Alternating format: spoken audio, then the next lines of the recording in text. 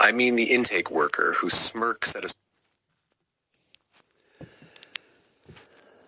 I stand alone at center stage, under that cheap fluorescent halo they call services. And I will say this as clearly as I can. There are no Nazis in heaven. By Nazis, I don't just mean the ones with armbands and cosplay uniforms. I mean every petty little tyrant who can only feel tall by stepping on someone who's already on their knees. I mean the intake worker who smirks at a suicide note, the guard who pins down an autistic body for sport, the grandmother who turns a house into a hunting blind and calls it love. Heaven, whatever that is for you, God, history, or just a world that deserves to keep existing, has a dress code. You don't get in wearing someone else's bruises. I have learned the hard way what equity actually means. Not the decorative word in your brochures, the real thing. The old maxims that sit higher than any minister, higher than any tribunal registrar, telling me my form is incompatible. No wrong without a remedy. You carved that into the pillars of your law and then tried to pretend I can't read. You let insurers profit from my collapse, let hospitals break my rib instead of my fall, let housing providers and relatives play eviction roulette with my life, and you called it process. If there is no remedy for this, then you don't have a justice system. You have a paperwork shredder with a flag taped to it. Heaven doesn't admit administrators of harm who learn to sleep through the fire alarms. No one may profit from their own wrong. Yet here I am. My poverty is somebody's line item surplus. My homelessness is somebody's timely file closure. My abuse is a grandmother's free labor and a board's reduced caseload. You denied me benefits, care, and safety, then congratulated yourselves on the savings. That's not risk management. That's vampirism with a pension plan.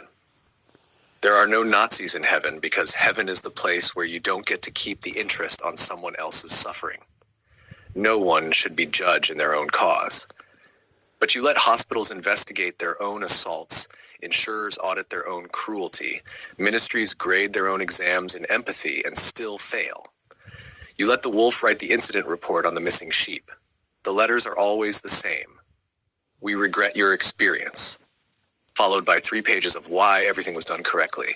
If heaven lets the abusers mark their own homework, then it isn't heaven, it's just a more efficient hell. Hear the other side. Audi alterum partem, you say, except when the other side is autistic, poor, queer, or inconvenient. You never quite have time to hear the recording where I'm gasping under 3 guards.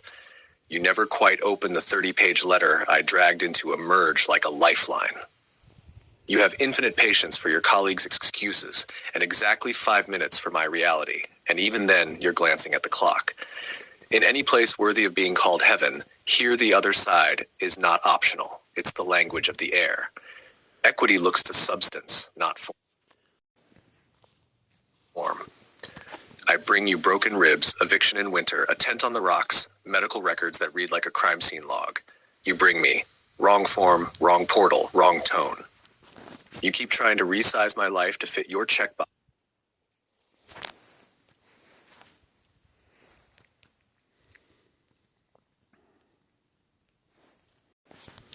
Then blame me for the pieces that don't fit. Heaven is not a portal that times out after 20 minutes. Heaven sees what happened, not how politely I begged you to notice. Equity regards as done that which ought to have been done. If you had paid the claim, then you should have. I would not be bargaining with frostbite if you had intervened with my grandmother when you first saw the pattern. We wouldn't be here parsing whether being told I deserve to freeze is really discrimination. If you had treated pain instead of punishing it, there would be no scar tissue roadmap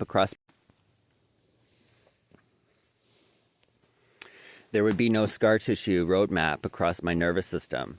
A just world rewinds the tape and asks, what should we have done? A Nazi would shrug and asks, what can we get away with? Guess which one you've been rehearsing? Equality is equity. Let's not pretend we don't all know the game. A straight, neurotypical golden boy from the right family doesn't get his rib broken for asking for help. He doesn't sleep in a driveway tent with agencies who pass his file around like a hot potato. He doesn't watch his own grandmother turn a childhood house into a death trap, conditioned on cutting his hair and killing his soul.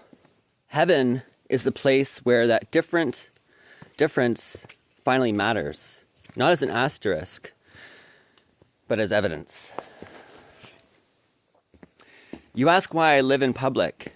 You clutch your pearls about privacy while you let institutions strip mine, my dignity, and call it policy. Here's the truth. Privacy is a luxury item, and I was priced out years ago. People like me learn quickly that only insulation we have is evidence. Every time I post, every recording, every screenshot is sandbagging before the next flood of that never happened and we did everything correctly. I don't publish because I enjoy being naked. I publish because you keep stealing my clothes and then denying the wind exists. I watch how people talk when they think I'm safely on their side. The grandmother whispering poison about my mother the second she hangs up. The clinician rolling their eyes about difficult patients in the hallway. The official joking about frequent flyers in crisis service. If you will conspire with me against someone more vulnerable, I know exactly what you will do to me the second I am no longer useful. That's my litmus test. How you speak about the people who can't fight back. There are no Nazis in heaven because heaven is built on a simple filter. If you enjoy cruelty, you don't get a key. And before anyone asks, no, I'm not the problem. I am the smoke alarm you keep disconnecting because you don't like the sound. I am the mirror you keep covering with policy binders so you don't have to see what you have become. My existence doesn't make the system cruel. It only makes the cruelty impossible to ignore. So this is my Wolfian gospel from center stage to whatever passes for heaven's inbox. There are no Nazis in heaven because heaven is not a reward for obedience. It is a habitat for empathy. There is no room there for people who profit from the wrongs, who confuse silence with consent, who file other people's suffering under behavior and move on. There is no space in my world, in any world, worth saving, for those who pin autistic bodies to the floor and then write themselves a thank you letter. If you want heaven here, now on this land, you have already bled dry. The entrance exam is simple. Stop making policy out of other people's pain. Stop treating the vulnerable as an acceptable write-off. Stop acting as if equity is optional when the person in front of you is inconvenient, loud, or queer. Until then, I will still keep speaking, documenting, testifying, not because I believe you will suddenly grow a conscience, but because somewhere, sometime, someone will read this and recognize their own story and know that they are not crazy, not alone, and absolutely not the problem. There are no Nazis in heaven, and I intend to live long enough to prove it.